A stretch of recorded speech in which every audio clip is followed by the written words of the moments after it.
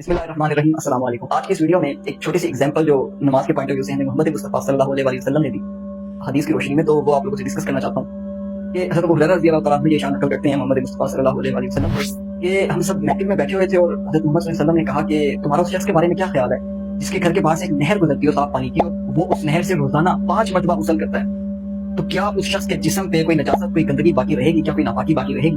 तो सहाबा कराम ने कहा नहीं, सवाल ही पैदा नहीं होता। हम एक बार गुस्ल में और साफ हो जाते हैं और कुछ नहीं बचता। 5 मरतबा जो रिपीटेडली ये प्रैक्टिस कर रहा है, 5 मरतबा गुस्ल कर रहा है, तो उसके ऊपर तो कोई सवाल ही पैदा नहीं होता कि गंदगी बचे। आप सल्लल्लाहु अलैहि वसल्लम ने कितने प्यारे तरीके से रिलेट किया नमाज के साथ। सेम नमाज के ये मामलात हैं, नमाज 5 नमाजों के साथ ये मामला है कि जो बंदा 5 वक्त नमाज अदा करता है, 5 हाज़िरियां लगाता है, अल्लाह के हुजूर आता है, तो उसके जिस्म पे जिस तरह उस बंदे के जिस्म पे कोई गंदगी बाकी नहीं रहती, इस तरह इसके जिस्म पे किसी किस्म का कोई गुनाह बाकी नहीं रहता। अब यहाँ पे एक छोटा सा प्रिकॉशन है कि एक्सेप्ट कबीरा गुनाहों के, ठीक है, कबीरा गुनाहों की भी क्या कंडीशन है? कबीरा गुनाहों की जहाँ भी उलमाए कराम से हम ये सुनते हैं या किताबों में ये चीजें लिखी, अल्फाज इस्तेमाल होते हैं कि इस टाइप की हदीस होती है, उसमें लिखा होता है कि ये सगीरा गुनाहों के साथ मामला।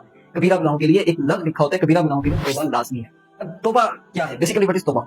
इसके लिए आपको टिकट चाहिए, आपको फीस चाहिए, इसको जरा हम थोड़ा सा एलिब्रेट करें अगर, तो तौबा की सबसे पहली कंडीशन होती है आपने जो गुनाह किया है, जो बड़ा गुनाह किया है। हम सबको पता है आजकल सगीरा गुनाह कौन से और कबीरा गुनाह कौन से हैं, हम लोग वो नहीं है, आइडिया हो जाता है। तो कबीरा गुनाह हमसे हुआ है, कोई सर कोई बड़ी चोरी की है, किसी का हक खाया, किसी से जुल्म किया है, एनीथिंग। सबसे पहले हम अल्लाह पाक के हुज़ूर पेश होते हैं, नफल के जरिए हो या किसी पर्सनल बात के जरिए हो या तिलावत के बाद दुआ में पेश हो या जिक्र के बाद दुआ में पेश हो। सबसे पहले हम एक्सेप्ट करते हैं कि या अल्लाह पाक मैंने चोरी किया, मैंने उसका हक दबाया। दूसरे नंबर पे वो गुनाह कभी ना करने का अज़म करते हैं, पुख्ता अज़म करते हैं। ये नहीं कि वो बाद में जो हो तो इस टाइम पे आपने 110% अपना देना है कि भाई नहीं, अब निकाल दें, जो चीजें मुझे इसके करीब भी लेके जाती हैं उनको भी छोड़ दें।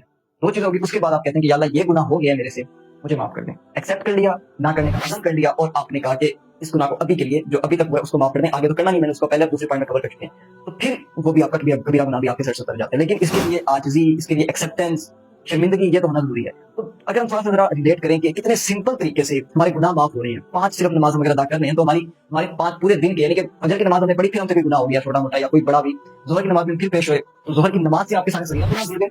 नमाज के बाद आप दुआ करेंगे तो वो आपके कबीरा गुनाह भी धुल जाएंगे, यानी कि फुल आप हर 2-3 घंटे बाद रीसेट हो रहे हैं। इतनी बड़ी अपॉर्चुनिटी है, अगर हम इसको अवेल करें, इसको क्लेम करें। अब हम लोग देखते नहीं ना, हम लोग की साइड पे आते ही नहीं है। देखिए हमारे नजदीक अर्निंग है, कमाई कोई है ही नहीं।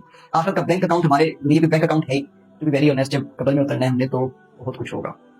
प्लीज इस बात को समझा करें, निगलेक्ट ना किया करें कि जो इस्लामिक चीजें होती हैं, जो हदीस हमारे पास मौजूद हैं, जो अज़कार हमें बताए गए हैं मोहम्मद मुस्तफा सल्लल्लाहु अलैहि वसल्लम से, आजकल इतनी ईजी हो गई है हदीस पे एक्सेस। आपको कोई सही बुखारी, सही मुस्लिम की बड़ी बड़ी किताबें नहीं लेनी, स्टेशनरीज पे नहीं जाना, बुक डिपो पे नहीं जाना, आपको घर में इस्लाम 360, वही मुस्लिम, इस्लाम वन, इस तरह की मल्टीपल एप्लीकेशन, इनमें टॉप पे है इस्लाम 360। आपको सारी हदीस की बुक्स घर पे बैठ के मिल जाती हैं। उसके बाद AI 360 का ऑप्शन आया हुआ है, उसमें कोई भी हदीस आपको पता करनी होती है कि ये हदीस ऑथेंटिक है भी या नहीं है, तो वो आप AI 360 में जाके सर्च कर सकते हो और आपको पता चल जाएगा कि इस बुक के अंदर इसकी क्या नंबरिंग है। बाय द वे, जो मेरी हदीस होती है उसकी नंबरिंग मैं बताना अक्सर भूल जाता हूँ, तो वो आपको स्क्रीन पे जिन बुक्स में वो हदीस ऑथेंटिक हदीस होती है, तो वो आपको स्क्रीन पे उनकी नंबरिंग नजर आ जाती है। बाकी नमाजों का प्लीज एहतमाम कीजिएगा।